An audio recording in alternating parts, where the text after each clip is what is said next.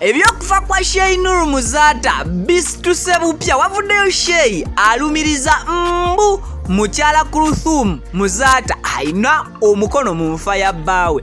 Ate nga Kabaka olunaku olwaleero aggyeyo omukyala n'omwana mu ddwaliro era nga balisiibudde eddwaliro Musanyu Jerere. Waliwo ebigambo eby'amaanyi ebyogeddwa omukazi ono nga ajjukira moment mu kaseera olubuto lwe lwamusimbira. Agenda kuba mbikuwa so nga Anteila akiguddeko bw'asisinkanye awo omusajja kafulu mu luzungu ku TikTok era SB4 gwatera okukozesa obulungi ennyo simanyi oba mwenna mumumanyi naye byonna ngenda kubeera nga mbikuwa.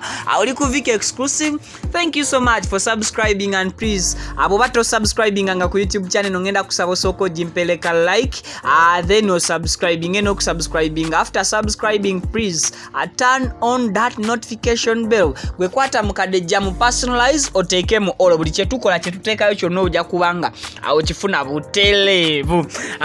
Bwe tutandikirako ku Anteila ebibye birabikanga biwanvuyidde mu luzungu lw'omusajja ono. Omusajja mumumanyi nnyo ku TikTok nga SB4 atera okumukyaza era atera okumuleeta ayogera oluzungu bulwe aluli very complicated. Bw'obeera nga tolutegedde mangu oyinza okwebuuza nti ate kiki. Ngenda kuba nkuwaka video kano owulire Anteila akiguddeko ati ajjukira nti Anteila gwatamumanyi ayoyo omukyala omufumbo eri SB4 oba omukulu gwe tuyita SB4 Media. So omukulu ono avudde n'atandika okubeera nga alaga essanyu era ng'essanyu lino lyasinzidde ku surprise Anteila gye yakoledde omwami ono whereby we yamugulidde ebintu ebikozesebwa mu bulamu obwa bulijjo anamugulira n'ebimu ku birabo ebya Christmas era n'abeera nga ali very happy.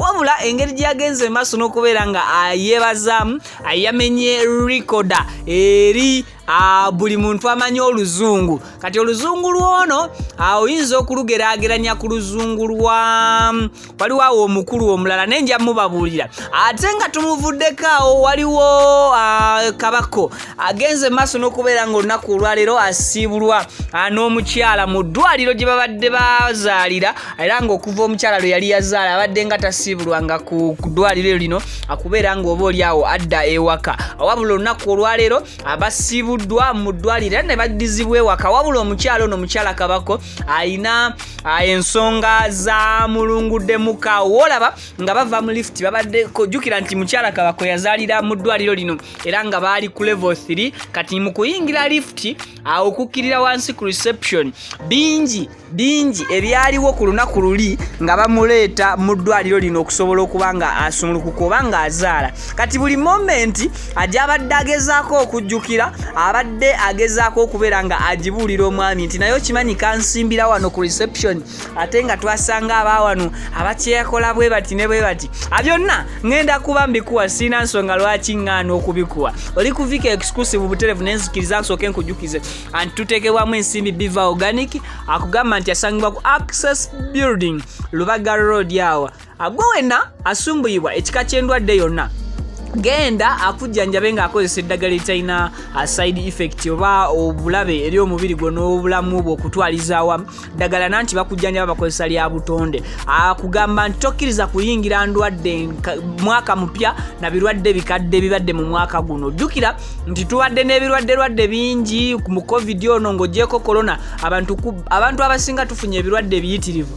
So Dr. Richard Senjobo omusawo omukugu okuva mu Biva Organic akugamba gendayo akujjanjabe ng'akozesa eddagala eryaffe erya wano eritalina abulabe eri atamanyi Access Building ali eryo eddwaliro eriri awo oba kyekyo ekizimbe nga wakava ku Nkulungo Emmengo kati okwata ku luguudo oludde e Kampala oluguudo lwebayita Lubaga Road then nga wakava ku mafuta agasookera ddala petrol station eri awo ekizimbe ekisookera ddala ku mukono oguliko petrol station ojja kuba okiraba bakiyita access building, ojja kubanga olaba n'akapande akaliko Biva Organic bali ku ground floor. Ensonga zonna abajja kubanga bazikumalira, so nga ate Hajati Kaloddo akugamba nti mulombi wa dduwa oba asoma dduwa gwe wenna asumbuyibwa oba tawanyizibwa ekika ky'ekizibu kyonna, oyagala kwogerako na Hajati Ssekinoomu oba oyagala kumu whatsappinga mubeeko conversation gye mufuna, enamba eri awo mu kabokisi aka black okuli Hajati Kaloddo omusomi w'edduwa era ng'esembyayo 067 ajja kubanga akuyambako okufuna passport visa, ate nga naawe anoonya obutuuze mu nsi endala akugamba nti ye solution y'ebyo ajja kuba akulombera bulombezi dduwa ensonga zibeere ng'oba oli awo zonna zitambula malidaadi sana. Viki exclusive buterevu subscribing bw'obanga atonnaba ku subscribing, ate nkwongereyo mu mawulire gaffe getukyayina nga agakabako tugatadde bali awo olaba babadde bino bamutambuzi bamusituliddeko baby era nga abasawo omu ku basawo abe bamukwatiddeko ku baby nga yatambula, then kabako nga yakutte essimu yabadde recordinga video clip eno ajoli mu kwegeka amaaso essaawa zino zennyini kabako nga tumutadde ku bali. Enfa ya Sheyi Nuru Muzaata omusajja yali teyerya ntama mu bigambo bye ekyaliwo mu ddiiro era nga wavuddeyo Sheyi alumiriza omukyalo ono Hajati Kulthum Muzaata alina omukono mu kufa kwa bbaawe Sheyi Nuru Muzaata. Embiranye eno tetumanyi waweesibuka era waweeva, wabula awano ku Viki exclusive tukugamba nti tetulina bukakafu akukatambi kano ate era tetukavunaanyizibwako. Ngenda kubanka kuwa era gwe kennyini weewulirira obubaka obuvudde mu Sheyi ono. Amanya ga Sheyi ngezezaako okubeera nga ngafuna naye oba oli awo ne baŋŋamba galeke togatuukiriza, naye ne ŋŋamba information kangituuse eri abantu bagimanye. Ngenda kuba nkuwa akatambi kano owulire Sheyi ono bayita baseeka mu lulimi Oluganda, then mu lulimi olw'Ekiyisiraamu lwe bayita ba Sheyi munantereza mbannange. So nga agezaako okulumiriza nti Hajati Kulthum Muzaata alina omukono mu nfa ya Sheyi Nuru Muzaata. Tetumanyi embiranye y'abano waweeva ate era n'obuzibu buli luddawa. Lwaki Sheyi yandibadde avaayo mu kaseera nga kano? Ebiseera byonna ekibuuzo kibeera kiri nti abadde ngawa. Lwaki ye mbeera sisirikirako ebyama bwe mba muntu? Anyway, omuntu ne bwaba akunyiziza omwoyo gw'omugenzi kirungi ne bagulekera emirembe oba oli awo ne guwumula mu mirembe gyagwe watali kutaataaganyizibwa. Kankuwe ka video k'omukulu ono Sheyi nga ayogera mu ddoboozi lye gwe kennyini omwewulirireko. Viki exclusive akatambi kano tetukavunaanyizibwako, buli kigambo ekirimu kivunaanyizibwa ku oyo akyogedde. I sign out. Akatambi kakano kawulirize. Ebigambo nga bwe bigenze bitambula bwe biti. Mukyala Nabunya Kulthum gwe first suspect mu kufa kwa Seka Nuhu Muzaata.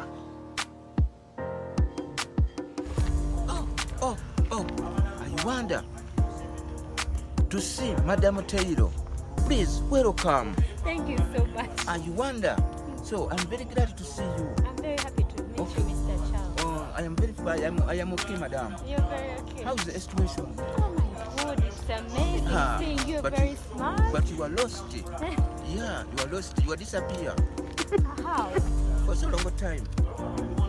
Yes, you disappear. But always, I look at you on the Bukedde television. Yes, I watch you on the Bukedde television. Really? And I want to look at you, to look at you carefully. But now, I'm very glad to see you. But you know you're my husband. Hey, I'm your husband. Yes, I'm your husband. But I am missing you for so long a time. My Lord, let us pray. Let us pray. So I love you so much. Let us pray. Our Father who art in heaven, thy kingdom come. Thy kingdom come. Give us our daily bread. Forgive our sins as we forgive our neighbors,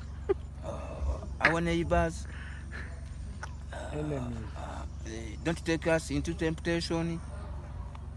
Amen. Now